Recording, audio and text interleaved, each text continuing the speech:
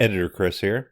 This episode goes a little bit into sexual assault. We don't linger on it, but I figured I'd just make a warning just in case. You don't want to hear that, or you don't want to be jump scared by it. But with that in mind, I hope you enjoy the episode.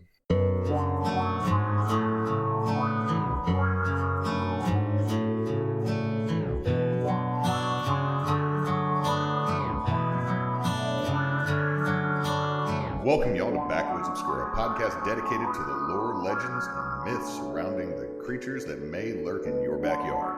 My name's Hewitt. I'm Chris. Hey man, how you doing? I'm doing great. I've been to the doctor so many times in the past 2 weeks. You know what? I have too, but for my child. Oh, well, I went for sleep apnea and for a tooth. Which turns out I got part of that root canal done. I got it medicated. Mm-hmm. Part of the abscess was calcified. So you have a pearl? You can get a little pearl right here. Hey, look, I told you before when Knox was here, we can get a thumbtack. No, it won't work because it's literally calcified. It's calcium right there. I can drag it. We can make an incision. No. I got tweezers. No. We'll make a little ring. No. Or we'll give it to Ruby in a necklace. Your husband made this pearl. Your husband made this pearl for you. In my tooth, yeah. No, but overall it's better than a penile pearl. It actually, that's actually a real thing. I don't care. It's a kidney stone. It would be an urethral pearl. Because men and women can have kidney stones. This is true, but I had to see your face. Anyway, it drained. It's feeling better. I didn't realize how much it actually affected me until then. And I've been using the old CPAP. You have to kind of get over the fact you're using a CPAP because you're like, I don't need it. I don't want it. And then you start using it. It's like, maybe I kind of did. Because now I'm actually a little bit more alert. I feel Do you a have bit to sleep better. On your back now with that, though? I sleep on my back generally, so. I'm a tummy sleeper, so that's the only thing I've ever worried about with a CPAP machine. Well, the thing is, it's they have different masks. So I'm using what's called a nasal pillow, which is essentially just a little thing that is under your nose. Oh, so you're not like my uncle who has the whole face. Yeah, apparatus. no, I'm not like a fighter pilot. I don't have that full thing going, but they have 3 or 4 different types. I know they got the full fighter pilot, which covers your entire mouth and nose. You got just a nasal mask, and then you have the nasal pillow, which is what I use. And the reason why we went with that is because I usually sleep on my back, sometimes on my side, and that's been helping. I nearly drowned myself the first night. How? It has a humidifier on it, and I turned it up a little bit higher than I thought it was. And so you nearly flooded yourself. Yeah, so I woke up in the middle of the night going... How is Ruby handling you with CPAP? She likes it because she doesn't hear me snore. So that's good. But I happened... Okay, so you haven't made her mad where she just reaches over and pinches the cord on you? Yeah. It's weird because I for the longest time, especially on on weekends and everything. Okay, on weekdays, I'd be waking up, I'd be groggy as fuck. Sometimes I would get to work late simply because I overslept. And on weekends, I would be oversleeping to the point to where it's 12 to 1 o'clock. These past 2 weekends, or the past couple of weekends that I've had it, because I think it's been a minute since we recorded. Yeah, you had it before the last time we did Darrow. Yeah, so, I've been waking up at 8, which is, even going to bed at, 12 o'clock, I've been getting up at 8, and I haven't felt, groggy. And I feel like I have a little bit more mental clarity now. That's good. So it's really weird. So now I'm kind of yeah, I'll wear it. Yeah. I've had to take Freya to the doctor for a low grade fever. That's cool. It's not cool, but turned out she had a little bit of sinuses. Then turned out she had ringworm. Oh, that's cool. We cleared that up. And then she got hand, foot, and mouth disease, which we're still dealing with that. So I've been to the doctor. I held Freya today, and I was very much like, don't kiss me. Yeah, I'm like, you are patient zero. I will sit here and do the bob, and, you know. As long as you don't let her, like, kiss or lick you or sneeze in your open mouth, you're fine. Like, technically, she can kiss you. Yeah. But she's also super snotty, so none of us are taking that risk, which means she is super pissy at all of us, because, yeah, she seemed, like, when I came in here this morning, or this afternoon, she seemed a bit bummed. Well, it's also that when you got here, she had also just fallen asleep again, and we were super trying to keep her from falling asleep at 4. Oh. Because now there's a chance she will not. I also feel like your kids didn't recognize me at first because I had my hair down when I was coming in here. That's only because Vincent asked you what's up with your hair. I'm like, it wasn't up. It's always long. I have hair down past my shoulders. So now, do you want a ratchet alert right now, though? Oh, God. So, to get this out of the way, my Aunt Debbie passed away a little while ago, and we knew that was happening. Is this part of the ratchet alert? No, it's for comparison. My Aunt Debbie's family handled everything. Beautiful service. She had cancer. She's not hurting anymore. Some people are sad. Like, the thing is, someone asked me, I feel like you're just going to be like, yada, yada, yada. She's dead now.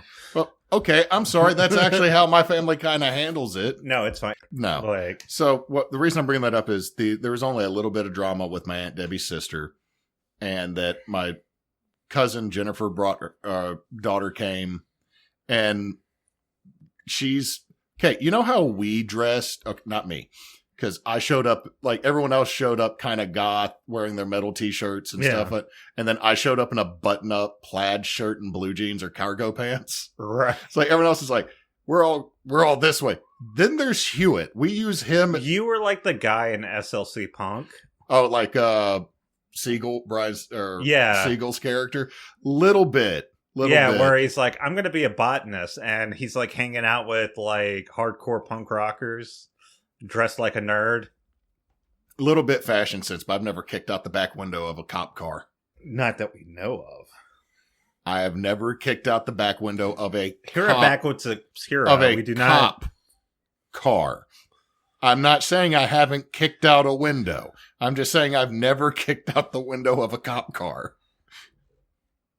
Anyway. But no, so like that's the only drama there. Like everything was great. My dad's older sister, my Aunt Melba, does not have long. She's gone on hospice. This is the 3rd time she's been on hospice, though. So my cousin, her daughter, has decided that they need $6,500 to do the funeral, which is 3 times the amount that the funeral home said to cremate and to give a service. So she's fleecing people like she's done before. So ratchet level 1. My cousin's trying to fleece.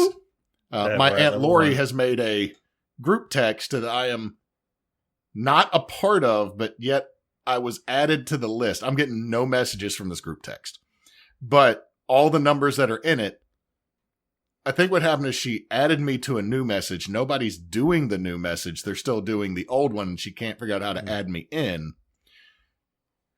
And my dad and my Uncle Pat, my Aunt Brenda's, who passed away's husband, who should never be left unattended together. Right. Because it's 2 60-year-old boomer Southern men. Very conservative, yes. That very much operate in the tail end of the yuppie kind of mentality of the 80s, like get your money, it's all good. They've been allowed to start communicating. And so someone made a statement about one member of my family possibly being a problem. And so my Uncle Pat goes, well, we can always handle this the Italian way. And I'm like, thanks, Pat, when I read the message when my mom sends it to me. Then my dad goes, yeah, I mean, we can take care of this. We all got that. There's that one kid in the group that's been to jail about 8 times. My cousin, who I'm now going to call Chance because my uncle and father kept calling him Chance Chance is not his name. He's told them 8-9 times in the message, Chance is not his name. So they're trolling him going, well, Chance has been to jail like 8 times. He'll take another one for the team. He's like, I do not like any of you and I want to be taken out of this message. Because it's my... So level 2. We're at level 2. And then my mother... So as they're still talking about what they need to do to this other family member, my mother then texts me privately, goes, are you getting any of this? Like, no, I'm not part of this train wreck. She goes, would you be helping? Absolutely not. I'd be just as bad as them. She goes, why? Do you remember that you left me a lot as a child with Pat, who was in college?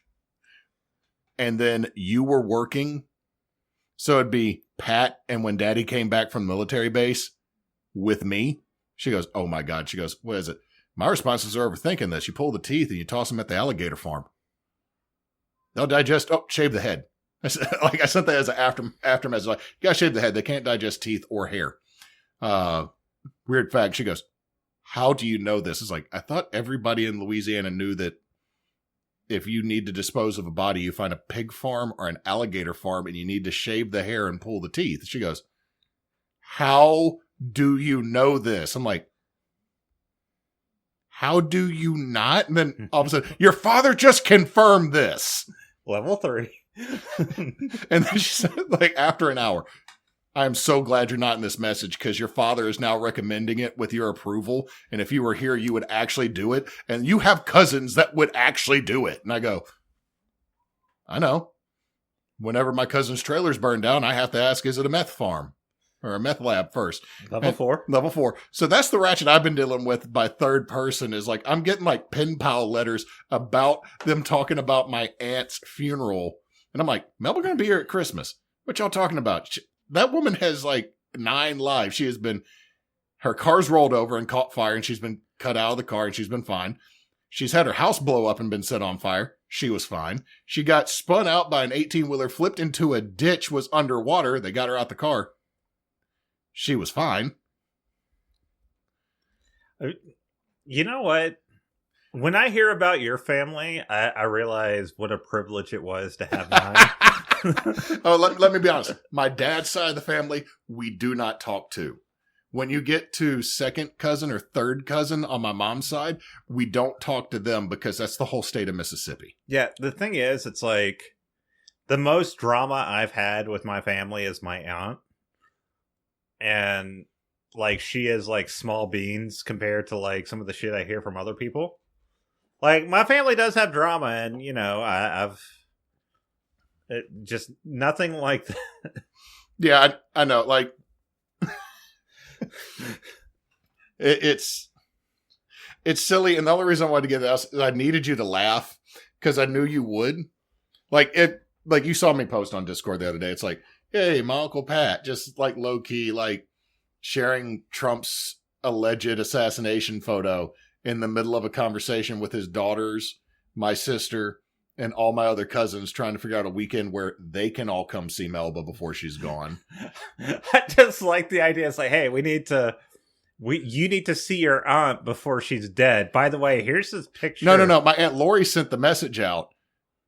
And then he just posted and then, like, Trump assassination. And then it's like, so I was like, I don't think Melba's going to die. And then he posted that picture immediately afterwards. I'm like, okay, oddly enough, this does kind of fit because Melba has faked. Level 6. Melba has faked nearly dying a couple times.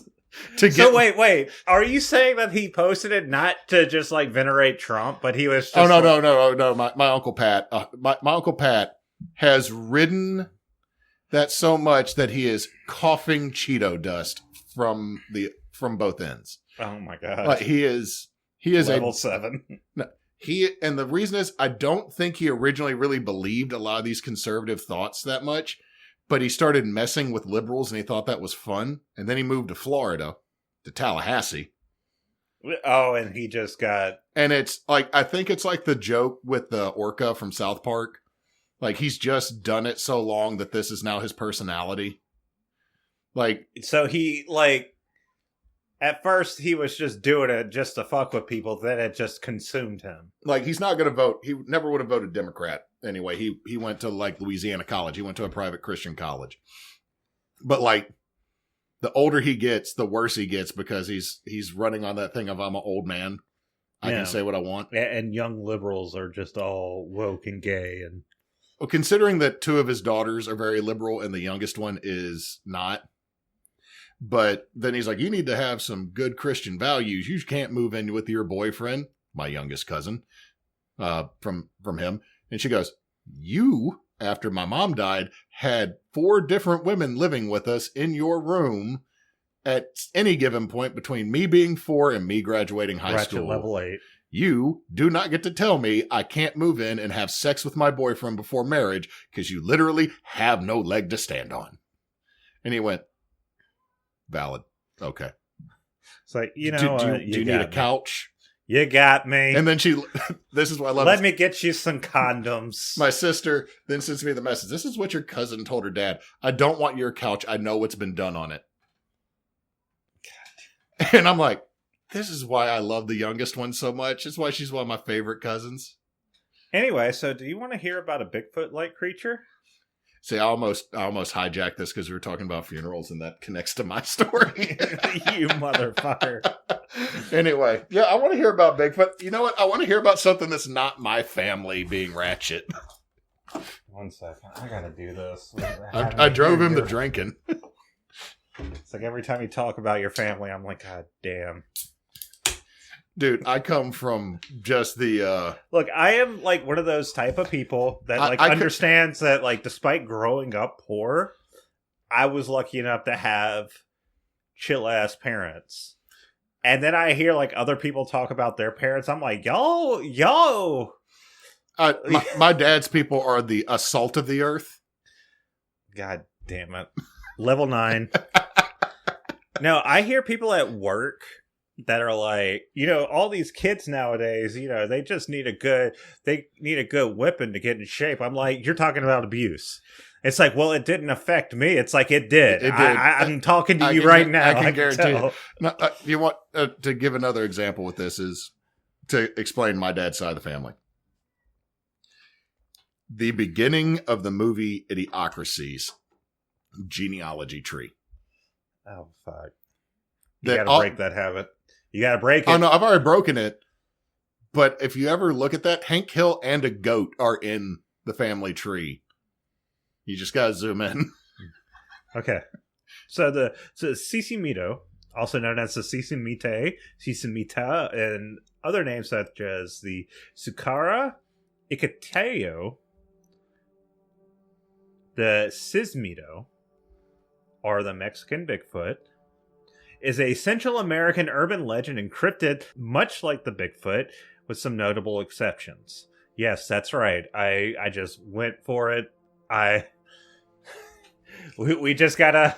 We're doing Mexican Bigfoot. We're doing Mexican Bigfoot to get away from your family drama. Part of my family's from Mexico. God damn it. The Sisimito is your fucking cousin. Shit. Damn it. Hey, look. That would be my primo? Okay, so... Excuse me.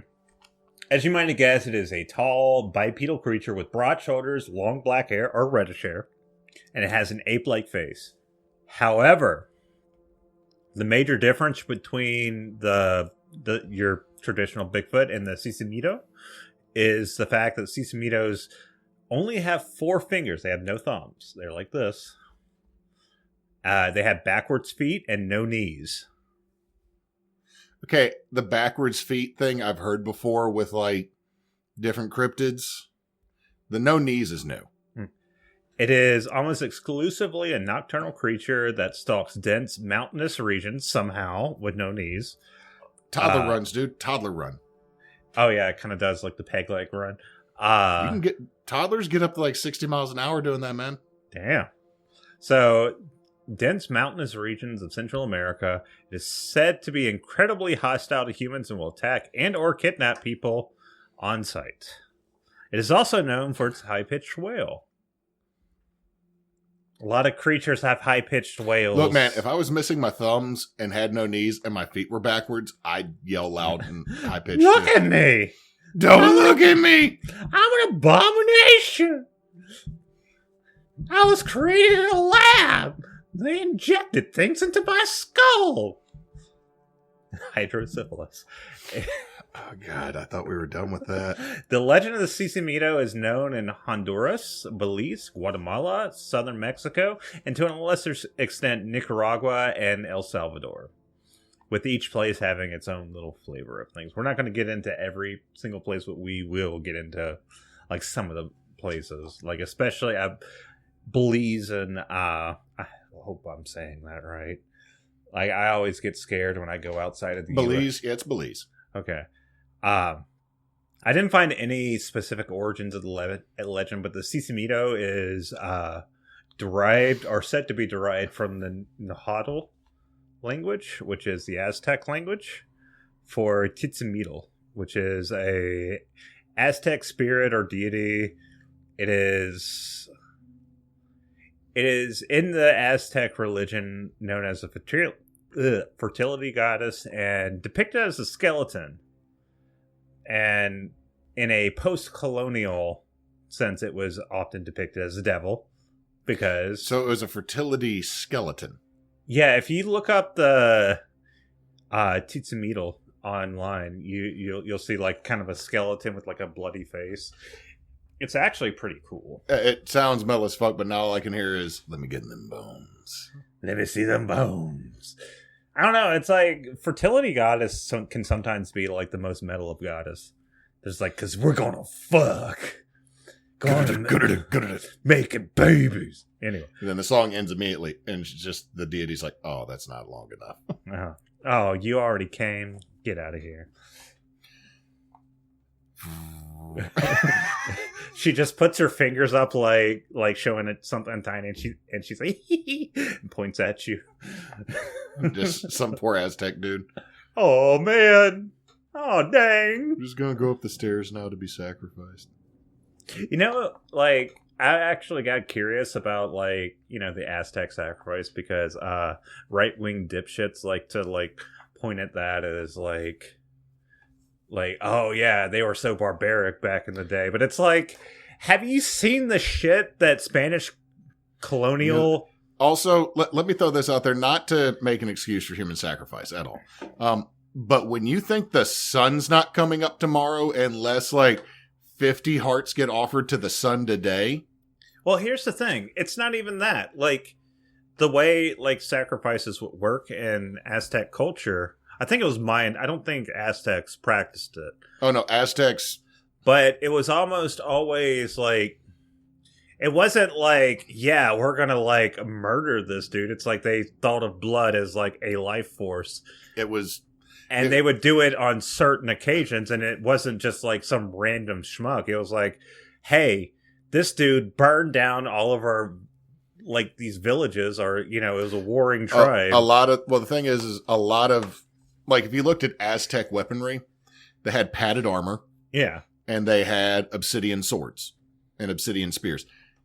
Aztec weapons were not meant to kill. They were meant to capture. Because the Aztecs had a very large slave economy. They also captured sacrifices from surrounding areas. A lot, like the reason a lot of the surrounding tribes, like the Oaxaca? Yeah. No, that's cheese.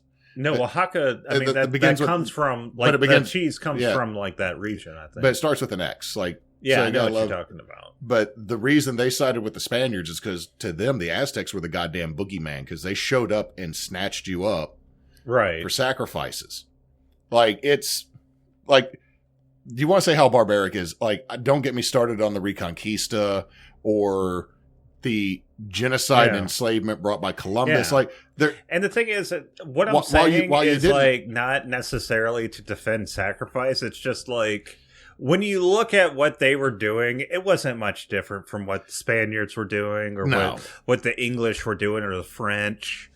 No, but the big thing that I'm saying is like I've got a couple of Aztec TikToks and like ancient Mexican history, like native, talking about deities and different things. And there's a lot, like, it turns out the Aztecs actually had 4/maybe 5 acknowledged genders.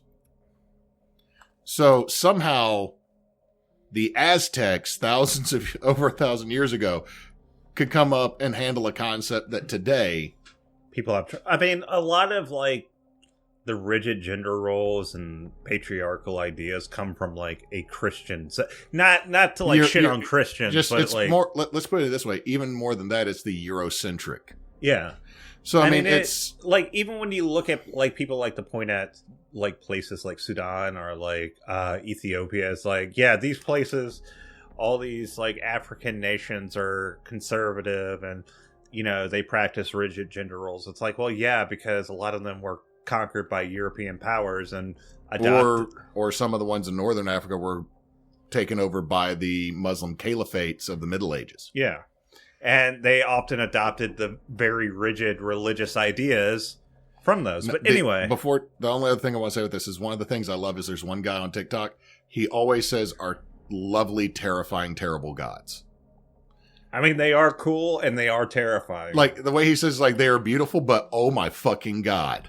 Like, honestly, like this is a tangent, but getting into like Central American like lore and I don't want to say mythology, like the religious beliefs and cultures and everything, like the pre-colonial age is really fucking cool. I mean, like the thing is like you come from you come from the Western mindset and it's influenced by Christianity no matter what. Yeah. And even if you're not a Christian, like Judaism and Islam both fall into this. You have a great and powerful God to fear. And fear, like, is not necessarily like absolute terror, but also like fear as in respect. You start getting to like some of the traditional religions, like even like old European religions, they had terrible, beautiful gods. Right. Like Odin. Quetzalcoatl. Absolutely gorgeous. Fucking nightmare when you read some of the stories about what Quetzalcoatl did. So, I mean, it's one of those things like, I think that's so cool when someone says our beautiful, terrible gods. Like, yeah. It's like it's as a teacher, giving out the shit sandwich. Your kid did something good. Here's the bad thing they did. But man, they always have their backpack with them. Yeah. But yeah, coming from that, centuries and centuries of it, centuries of like this specific deity going between like different people and different cultures that kind of had a game of telephone played. And I guess that's where it ended up now. But the first instance of the creature outside of the Sisimito legend comes from the 18th century when mining prospectors, mining prospectors in what is now Honduras supposedly shot and killed one raiding their camp. So this giant creature with no knees, backwards feet, and just going like that, get out of here, with his no thumb having ass. They were just like, nope, not dealing with that. We're gonna kill it. Man, that would be like freaky to see. Like, have you ever heard of like the idea that like getting back into like Spanish colonial like invasion into like Central and South America, like the whole idea that like I forget where I saw it from, but there was this idea that the ships that the Spanish arrived on were so foreign and alien to like the native peoples that they didn't perceive them initially. Does that? Well, yeah, I mean, it would be the similar thing to like if a UFO came over. Yeah. I mean, it's also the concept that they had no horses.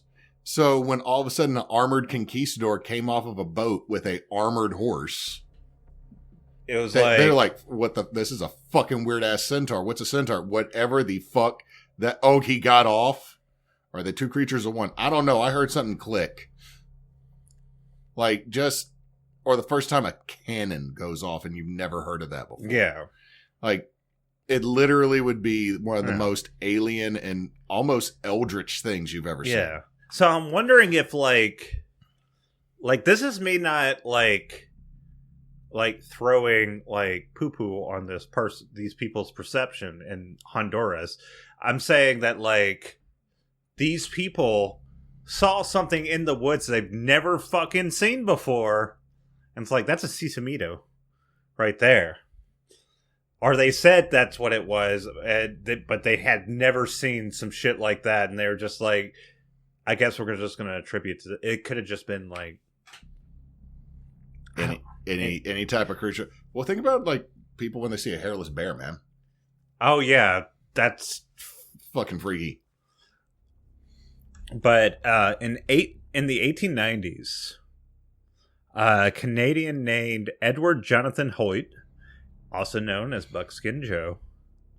It's a great fucking name, isn't it? Great fucking name, Buckskin Joe. Oh my god! Keep going.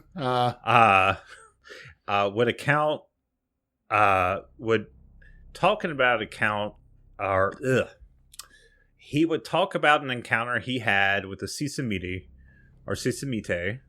breaking into his bunk while sleeping. This account would be the first time the English-speaking world would hear about the creature. So apparently it wanted to snuggle up with them. You got them knees. I want to see your knees.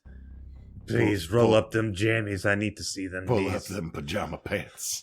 I need to see them knees. Oh, bend them for me. Okay, we've made it too weird. We got, like, you're going to have to add a warning before this one, like saying we did not mean to be culturally insensitive. I don't think it's going to be, maybe it is. I don't know.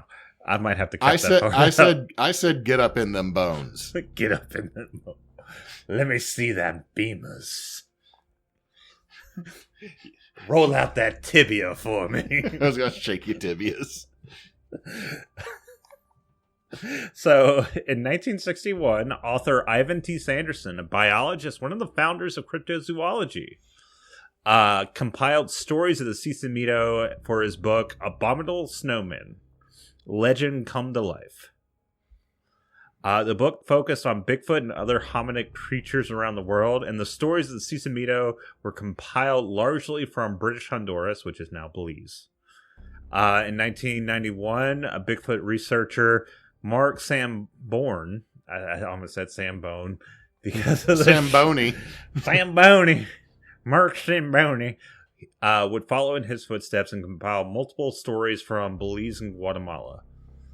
So, this is not just like a Bigfoot story that started in, let's say, 1950, 1960. This has a pedigree. This goes back a minute. I mean, you could even go as far as to say it has a pre-colonial aspect to it. In fact, there was... I want to say this.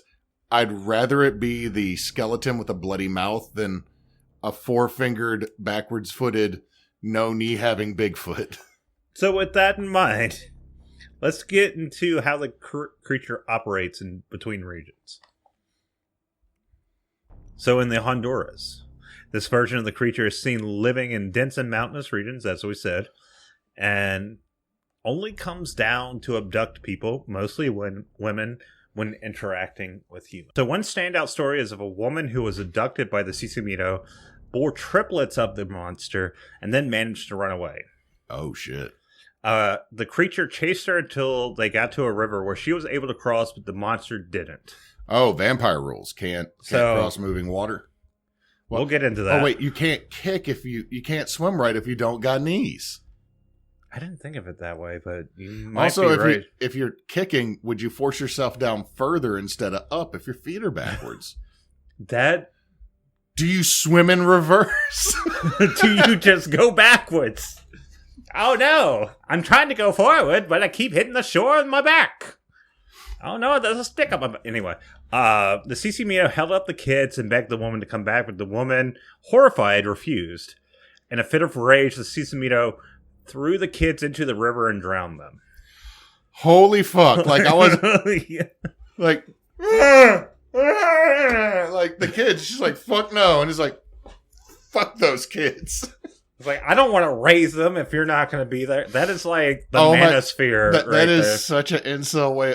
I'm supposed to be playing Fortnite. I gotta stream tonight. I gotta stream. You gotta take care of the kids. And she's like, you are literally a giant ape that abducted and... Yeah. Go away. You only got 4 fingers. I don't like you. And he's like, fuck those kids. This is apparently a story to teach women not to go into the woods. Don't go into the woods or Freddy 4 fingers. Yeah, you'll get raped by a giant Bigfoot with no knees and backwards feet and 4 fingers. Okay, you just said grape. And my brain had to do the, wait, don't want to get canceled. Well, like, we've said rape on the podcast, We but have. I've been listening to a lot of... TikTok has a lot of grape. Yeah, they say grape or fredophile or things like that. PDF. I listen to, like... They'll put PDF a lot up. Yeah, I've been listening to a lot of Cal Kalinske, and he says that he's on YouTube, but he'll say fredophile or grape or CSAM or something like that. And if you're wondering why he's talking about that a lot, Epstein files. Yeah. Anyway, Belize. Don't forget about them. So in Belize, the creatures both have a male and female variant, Sisimito and Sisimita, and they are believed to inhabit the cave systems of the region, of course. Mm-hmm. The creature is also, in this version, has a supernatural gaze that can affect men and women differently. Horny eyes. No. So for men, if you gaze the creature, or if you meet the gaze of the creature and survive, you will only have 1 month to live. If you meet the gaze, if you're a woman and you meet the gaze, your life will be prolonged.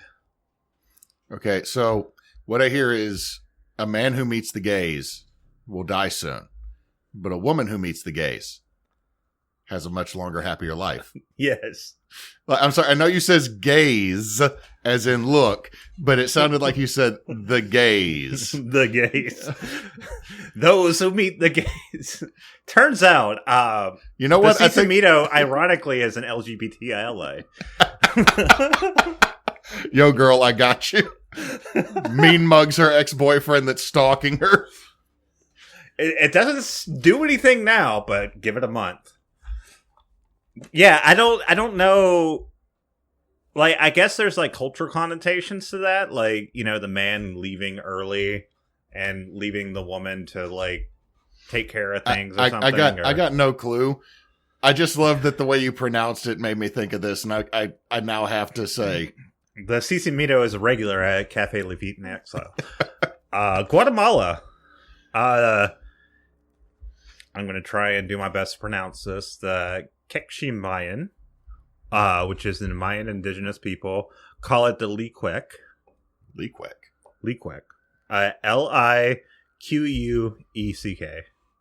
You know, I'm going to say Liquek as well. However, I do know that certain letters, when referring to like Mayan and Aztec, do not. Yeah, like, but the thing is, it's like when you think of like Mayan and Aztec and like Mesoamerican languages, like it's like best approximation. It's like trying to put like Japanese and English. Well, it's like trying to say chin and then you look at how we spell it. Yeah. With a Q. Or the parish we live in. Yeah, the parish we We use 3 letters to make a W. It's like every time I've like told somebody out of state, like the parish I live in, like they spell it phonetically. I'm like, that's not how you spell it at all. Tell them to go to, you know, Natchitoches Parish or to Plaquemines Parish or Apichalaya or Atchafalaya. I mixed Appalachia in with that. Oh my God, we now have a new setting for a game. God damn it. It's just Atchafalaya butts up to Appalachia, and it's nothing but monsters all the way down. It's just monsters and fucking people and boats, and I don't know. I'm just here. A whole lot of meemaws, lot of opioid addiction. Once again, it is associated with the highlands and cave systems. While the Sisimito does abduct people, it's also the Kekchi Maya people also view it as a guardian spirit or forest spirit owing to its Titsmetal roots.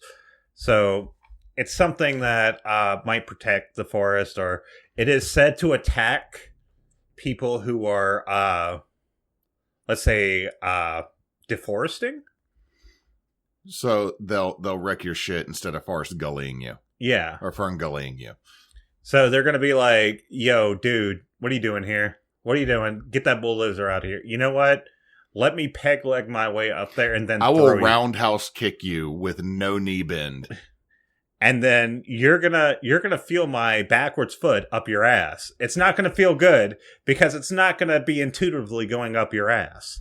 It's gonna go all sorts of different ways before it finally gets up there. This is gonna be like a musket ball. You know where it went in, but where it comes There's out. gonna be so many polyps by the time this foot is out your ass. Oh, sanded off all my calluses on the way. Southern Mexico. So going back to like the idea that this creature has pre-colonial roots, one of the reasons why there is something called the Mexican Bigfoot is there is an old figurine called the Olmec ape, which depicts an ape-like figure similar to the Sisimito. It's a Bigfoot. It's just an ape-like creature that was made in stone like 2,000 years ago. The legends of the Mexican Bigfoot are invoked to scare children into not going into the woods at night. Similar stories, such as stealing women, are also found here. There are actually a lot more stories about this, but if we were going to go into this and similar or adjacent stories of the creatures, this would be a much longer episode. I think this is already a fairly long one tonight. Yeah. So, how do you avoid the creature? Don't go in the woods? Well, that's one of them. Well, if you encounter one, avoid eye contact. I mean, I don't want to live for one more month. Yeah. If you have a nice big dog, they hate that. Okay. They don't like the doggos. They avoid water, so go for a swim. It might be a good idea. Okay. Yeah, so we went over that. Like, the woman could not cross, or the woman crossed over, but the Sisimito stayed on the other side. Dance around in a circle. It ain't got the bones to do that. So, got white boy rhythm. I mean, it also doesn't have knees, so it can't dance. So you challenge it to a dance battle, and it just can't. Or are you just Scooby-Doo in a circle, and it goes off balance and falls? It's like something in Repo. We've been playing a lot of Repo, where you like knock over the Reaper, and it's just like, and tries to like snap at you, but it can't do anything because its legs don't have no knees. Leave false trails. That's just like a survival tip. Yeah, really. that just seems like, hey, I don't want to deal with jaguars. If you have a tuft of its hair, set it on fire. I don't know how that does anything. I mean, I guess that's like a superstition thing. But how would you get a tuft of its hair? Dance around in a circle around it. When it falls over, snitch a bit from its back. It's just be like, zzz, like just get a electric razor. Zzz. Avoid going out or traveling on holidays or the Sabbath. So Sundays or Saturdays. Like it's enforcing like Catholic dogma? I wouldn't say that. It said Sundays specifically, but I interpreted it as the Sabbath because... I mean, that definitely sounds like an addition post-colonialism. Yeah, I mean, some of this is probably post-colonial. I mean, like depictions of the Sisimito was depicted as a demon in the colonial era because they were like, oh yeah, those gods and deities you talk about, yeah, those are demons. Those are just demons. It also sounds like the Rougarou, like it's, hey, if you're not keeping up with your Catholic tenets during Lent, the Rougarou will get you. Yeah. Hey, if you go out on Sunday night, Bigfoot's gonna snatch you up with his no knees. Yeah. So that's Sisimito. I did not know about this one. Yeah, it's an interesting one, and it's also just like you know what? It sounds bad, but like I never really like thought about like how far like the Bigfoot mythos is global, but I didn't expect it to be like in South America and Central America, but it makes sense because like a lot of like Bigfoot myths and legends started in America. Like, I mean, you have Yeti East and you have like the abominable snowman and things like that. But in America specifically, I mean, there are native legends about Bigfoot. It's like one of the big things. You see big hairy man out there in the woods. He's doing his thing, and you're like, ain't going out there. No, thank you. And it just makes sense to me that there's a Central American idea of it. I just think it's weird that the one that inhabits like the mountainous dense forest region, which I guess that's what it was in America too for a while before we deforested half of America. That one has no knees. Like, it doesn't seem like an advantageous place for. I mean, I guess the feet are backwards, so it can easily climb. I mean, maybe it just means that its legs go back like this, and then it has a long foot, and then it walks on its toes backwards, like chicken-legged. That's even more scary. So my sources are Wikipedia, obviously for basic sources. Mexico Unexplained, the Sisimite, Mexico's jungle-dwelling Bigfoot, the Quest, Sisimite, the Bigfoot of Belize, HCH, Mystery and La Animas. The legendary Sisimite descends from the Honduran caves for something puzzling. WordPress, Mito Sicila.